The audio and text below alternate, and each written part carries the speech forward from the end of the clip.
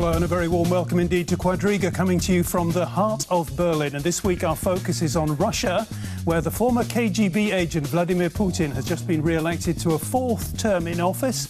That victory, though, comes at a time when tensions are running high between Russia and the West, with the UK and others accusing Moscow of being behind the poisoning of the former Russian double agent Sergei Skripal and his daughter Yulia, a charge that Russia has blasted as rubbish, drivel and nonsense. So who's right, and will there be a further escalation of the crisis? Our question here on Quadriga this week: Putin re-elected, a toxic presidency? And I've got three guests here in the studio to discuss that question, beginning with DW's own Christian Tripper, a senior correspondent who has in recent years been based both in Kiev and Moscow. Christian argues that it's wrong to demonize Vladimir Putin and don't appease Russia, he says. Start planning for a post-Putin Russia. Also with us is Alan Posner, commentator for the Berlin daily Die Welt. Alan believes that Putin not only poisons his enemies, his army of internet trolls is poisoning the political atmosphere in the West. His aim is to paralyse democracy. And a warm welcome too to Gemma Pertzken, a freelance journalist and expert on Eastern Europe. Gemma says it's always the same reflex. Whatever happens, it was always Moscow. I'd like to begin with you, Alan, on that note. The EU says it's shocked by, quote, the first offensive use of a nerve agent in Europe since World War II. Are you shocked, Alan? No, I'm not shocked. I'm disgusted. It's stupid to say you're shocked because this was going to happen sooner or later. A couple of years ago, Mr. Litvinenko, another Russian ex-spy who blew the whistle on Mr. Putin, was poisoned with polonium in London. That was, if you will, a nuclear weapon used against Britain, and now they've used chemical weapons against Britain. So, no, I'm not shocked. I just think this is the face of Russian imperialism. The face of Russian imperialism. Gemma Pertzken, the leaders of the UK, the US, France and Germany have come out with a joint statement condemning the nerve agent attack as an assault on UK sovereignty and saying it is highly likely Russia was behind it. You say Russia always gets the blame. You seem to be doubting that Russia is to blame. I think it's too early to judge because we didn't have any proof so far. I think it's very clear that one needs to have a statement of solidarity because, different from your point of view, I was shocked, and I think a lot of British people in Salisbury were shocked that something like this could happen in their country, and I find it quite understandable that it's a difficult situation for May. You need to react somehow, but I think it would have been much better to wait with blaming. OK, point taken. But if you say that Russia always gets the blame, why does Russia always get the blame? I find that there's a certain stereotype of Russians, as it's often said in British media and even British politicians. There should be much more differentiation between what is the Kremlin, what is actually certain networks we don't know in the Secret Service. And I think one shouldn't be so fast, because sometimes it's very just the contrary of what you want, because especially because it was before the elections. I think a lot of people in the Kremlin were quite happy to show that we are blamed again, and to have a certain atmosphere which makes a lot of Russians feel that we are always blamed without any proof. What do you say, Chris? I mean, the Russians will surely say, why would we do this in an election year? Why would we do this at election time? Good question. I would like to add, to comment on what Gemma just said. Yeah. There's another typical pattern of how Moscow reacts whenever things like that referred to the fate of Mr. Litvinenko, who was poisoned with polonium some 10, 12 years ago. Or look at what happened in eastern Ukraine when the Malaysian airliner MH17 was shot down, killing 300 passengers. It's all, and there's a lot of evidence that a Russian-made missile shot the plane down. And Russia always reacts in the same pattern. It's foreseeable. There's nothing new in it, and this happens again right now, claiming that they didn't do it, accusing others, and refusing to accept an international expertise of the whole process. There were voices from Russia. 2 days ago, the deputy foreign minister, which is not yet the official position of Moscow or the Kremlin, but the deputy foreign minister said that Russia will not accept what the UN watchdog for poisoning gases will find out. They will not accept it, whatever the finding is. But Christian, the question was, why would Russia do it now? Why would they do it at election time? Why would they do it in the build-up to the Soccer World Cup, which is such a showcase occasion for Russia? Which could even endanger the Soccer World Cup. I mean, we have calls from Great Britain, Boris Johnson, the Foreign Secretary, who wants to boycott the tournament and wants to get the whole European Union into a boycott. But why do Russians do it? It's speculation. I mean, you can't read it in the papers, but Russians always unite behind their leader in a very strong, in a very nationalist way when they feel being attacked or aggressed from outside, from other nations. Why now? If Russia is behind this attack, why have they launched it now, Alan? I still don't understand.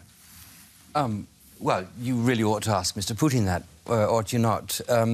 But Stalin once said, Stalin, who created the organization for which Mr. Putin worked as a young man, from whom he learned everything that he knows about. Stalin once said of Ivan the Terrible that the only thing that people remember of Ivan the Terrible was he dealt with his enemies and he was feared. And that's what we remember of Stalin. And that's what Putin wants to be remembered for. He deals with his enemies and he is feared by them.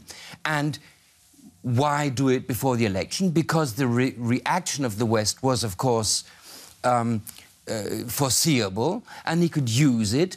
On the one hand, people who admire Mr. Putin will say, he deals with his enemies, like they did with Stalin, like they did with Ivan the Terrible. And people who don't agree with Mr. Putin will come and say, we're being attacked again, so we'll vote for the strong man who supports Russia. It's a win-win situation for him. And there's no way the West cannot run into that trap. Because either we do nothing and prove once again that we are weak, or we react with strong words and say what's the truth, that Russia is behind this, and then people accuse us of always singling out Moscow. We always single out Moscow, but it happens to be Moscow who does all these terrible things. I find this kind of pattern of thinking very dangerous, because it's very much a Cold War thinking, and we live in a very different world. And I think people expect... My thinking isn't dangerous. Poisoning people is dangerous. I mean, that's for sure, that poisoning people is dangerous, but still I think it would be helpful to really see Russia not always as a continuation of the Soviet Union, which it is, even if there are certain things happening where there could be that the Kremlin is behind it. I wouldn't exclude this, but I think it's very important also for British people that you have more in your hands than the British government had. And I mean, we have only now people coming in really looking into this thing, and in about 10 days we will know what it is about. OK. One thing we do know, that there's still a lot of work to do to clear up the crucial details on the attack on Sergei Skripal. One thing is clear as well, is that it's reminiscent, as we've already mentioned, of a similar poisoning incident back in 2006. Here's some images. These images show 66-year-old former spy Sergei Skripal in a supermarket just hours before he and his daughter Yulia were attacked in Salisbury with the nerve agent Novichok. It stirred up memories of Russian agent Alexander Litvinenko, who was murdered back in November 2006. His tea was poisoned with radioactive polonium. An inquiry into his death said it was likely Putin had ordered the assassination. Litvinenko's widow also accuses him. It was a message, very serious. Russia stayed behind of this crime. I don't like we need to wait for another death to understand what we have to do. Is there a pattern to these attacks? Christian, is there a pattern to the attacks? Is there a bigger scheme here, a broader scheme at play? It looks like a broader scheme, and of course the evidence is that the Russian state or corporate structures of the state are behind it. But no, I go with Gemma. We don't have the final proof. There's a lot of evidence, but if you carefully look at this joint declaration of the four powers addressing the Skripal case, the allies, the British allies, they give full solidarity to London, but they don't buy the argument that the Russian government is behind it, what Boris Johnson and others claim. So the EU and the US, they take a rather cautious stance, and it took the government in London some 2 days to convince Paris and Berlin to sign this paper. And we have an EU summit now, and the EU falls short of new sanctions. This all sounds Russia. very cautious and measured, Christian, but the fact is that if they do have a case, and if Putin's Russia, if Putin was behind this, then what this amounts to is surely state-sponsored terrorism. It is, yeah, but there is no proof behind it. And this always has to be seen and taken into account. Look, there was a Russian expert on chemical weapons who, as proof positive that the Russian state wasn't behind this, said, if we had been behind this, the man would be dead already. I mean, this is the kind of cynicism we have to deal with. You, having been in Russia a long time, also know that the whole sort of KGB slash corporate private terrorism, even down to Chechens operating somewhere in the south of Russia, that it's a whole continuum, a vague continuum of power. But in the end, if Putin wanted to stop it, he could. If he can't, it's almost even worse. So the fact is, we have a Russian state surrounded by terrorist agents who possibly act on their own account, but it's in order for the Kremlin to have plausible deniability. But the fact is, there is a power center there which employs terrorism as a matter of course against its enemies in Russia and outside Russia. And this is what we have to deal with. And the whole point of this vagueness is to make inquiries almost impossible. As you said, Russia denies the international conclusion that they shot down the Malaysian Airlines flight over the Ukraine. Russia to this day denies the conclusion of all people who've ever investigated it that they killed Litvinenko. To this day, no one has pointed the finger at the real murderers of Anna Politkovskaya and Mr. Nemtsov, opposition politicians in Russia. This is the point of Russian security. It's opaque. It can't be found. Also, I mean, I'm quoting here from Newsweek, 14 UK police and British Secret Service are re-examining the sudden deaths of 14 people with connections to Russia that were previously dismissed by authorities as natural. How much of a crisis is this, then, between the West and Russia? This must be the worst crisis since the Cold War.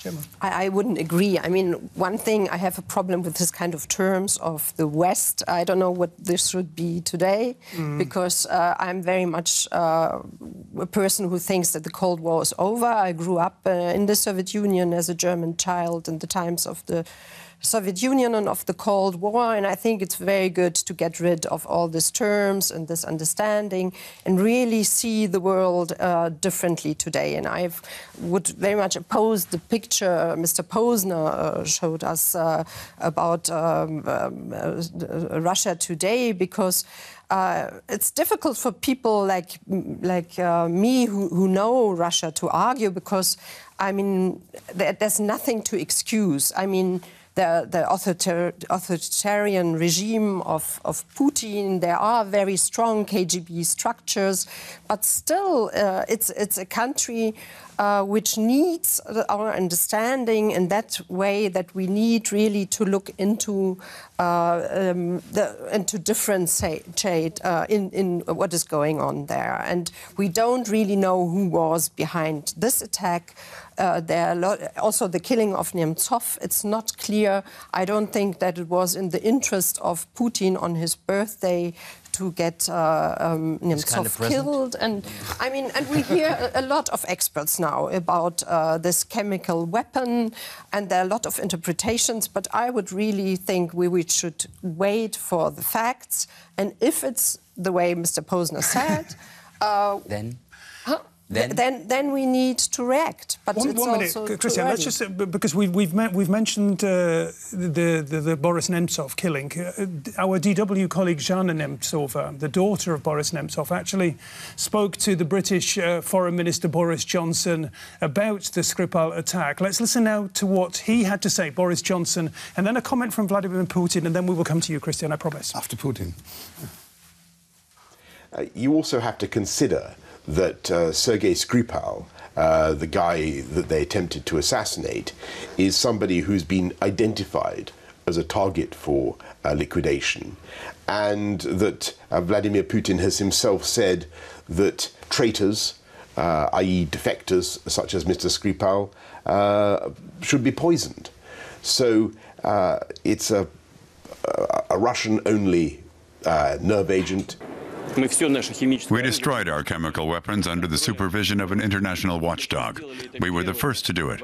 Our partners also promised to, but didn't keep their promise. Yeah, we had Boris Johnson there indicating that he believes that Vladimir Putin does order the killing of traitors and defectors, as he sees the actual language that he's supposed to have used. Traitors will kick the bucket, he says. This doesn't sound like the kind of man that one can reason with. Christian. So the British government now is investigating or investigating 14 cases, unsolved cases of dead Russians in London. But I think we have to ask why the Skripal case now came as such a wake-up call. Some of these cases are nearly 20 years old. Why didn't the British government pay attention to these cases before? And you know why? We have to see that this is an ailing government, a government under immense pressure who has to deal with Brexit and can't cope with Brexit, obviously. No one can. And now they make Russia a scapegoat. This is, I mean, politically speaking, this is obviously.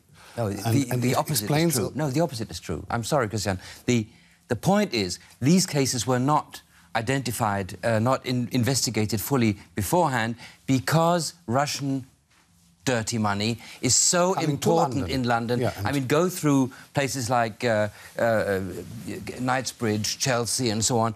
Every second house belongs to some Russian oligarch, and so on. So there were, you know, London is the centre of money from Russia, and I think that's the main reason why hitherto Britain has been rather lax in negotiating. Now, finally, as you say, it's a wake-up call. Now, finally, these cases are being investigated, not because Britain is in the middle of Brexit, but finally they're waking up to the fact that they have been too dependent on Russian money, as Germany, for instance, is dependent on Russian gas.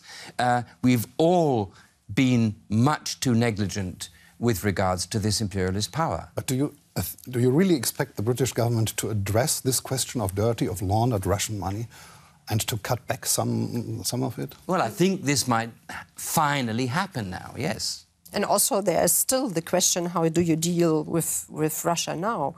I think one needs still to think, I mean, because we saw there was a big victory of Putin now, and we will live with Putin for the next 6 years. Minimum. So there, minimum, yeah, that's right. You've seen this obscure tweet? I think we still need a common policy on this, where we can't only focus on incidents like this, but need also to develop a certain strategy. Yeah? Absolutely. Being cautious, I think we agreed on this, and to see certain dangers which are in this government, but still, I think with this very black and white picture, we are not prepared enough to have. It's not a black and white picture, because a black and white picture would paint us as purely white.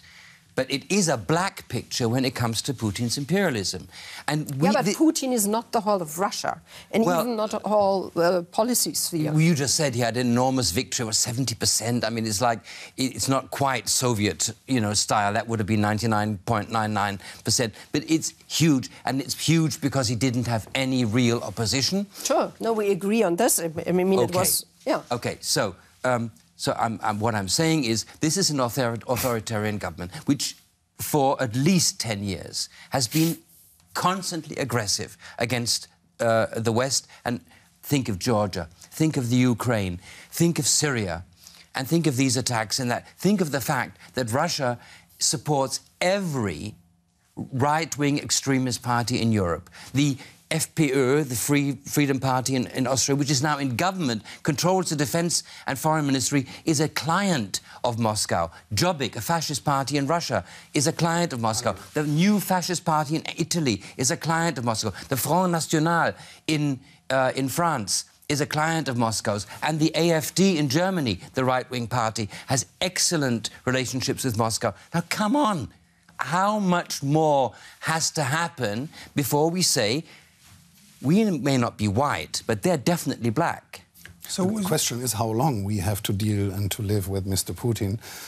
There was a tweet of one of the editors of the Russia State propaganda news, so-called news outlets, and she indicated that Mr. Putin might serve as lifetime president for Russia. So Russia following the Chinese example. But the question I want to raise is, there's no scenario in Russia of how to hand over power to a successor. There's no successor to but you're looking far too far into the future, Christian. I mean, let's begin now. I want to come back to the Soccer World Cup because it is a major global event, and my guess is that Vladimir Putin is going to go on a charm offensive in the next couple of months ahead of that event. He's going to come knocking at Western doors.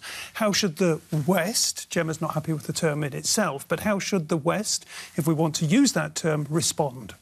Of course, the West has to open the door and, for example, try to improve the situation on the ground in the Ukraine.